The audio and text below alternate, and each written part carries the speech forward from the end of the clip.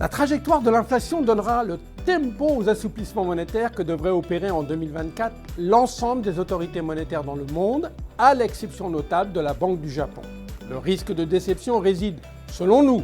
plus dans un décalage du calendrier que dans l'ampleur de ces baisses de taux tant espérées par les investisseurs. Nous ne considérons pas en effet que les attentes de baisse de taux cumulées sur 2024 d'environ 130 à 150 points de base pour la Réserve fédérale et la Banque centrale européenne soient trop optimistes ou déraisonnables. Notre conviction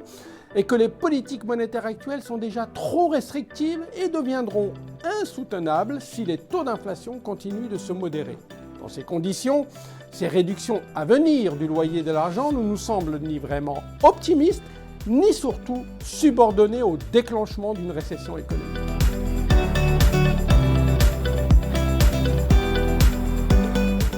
La réduction des taux d'intérêt par les banques centrales en 2024 ne sera d'aucun secours pour la valorisation des actifs risqués, actions et obligations d'entreprise, si elle est essentiellement ressentie comme une réponse à la montée des risques de récession, fruit du décalage de l'impact très négatif du choc de taux et de la dégradation du pouvoir d'achat de ces 2 dernières années. La chute des profits l'emportant largement sur les conséquences favorables de la baisse des coûts de financement. En revanche, ces assouplissements monétaires, qui ont déjà débuté dans certains pays émergents, seront très favorables pour les marchés financiers s'ils sont principalement perçus comme une conséquence de la normalisation de l'inflation. Cette désinflation réussie, sans heurts notables pour la croissance économique, permettrait probablement un mouvement de rattrapage marqué au profit des zones géographiques et des thématiques boursières fortement délaissées par les investisseurs depuis 1 ou 2 ans. L'Europe et les émergents pourraient prendre le dessus sur les actions américaines et les petites et moyennes valeurs pourraient rattraper une partie de leur contre-performance historique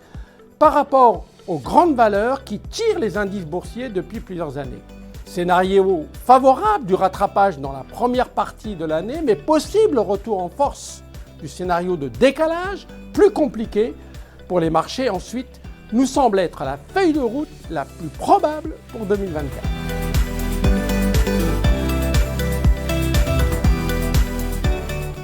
À l'exception notable des risques géopolitiques, il nous semble, de manière assez paradoxale, que la visibilité sur les actions est meilleure que sur les obligations. Pour les actions, notre hypothèse clé est que nous devrions pouvoir éviter une récession mondiale dans un contexte où les attentes sur les profits des sociétés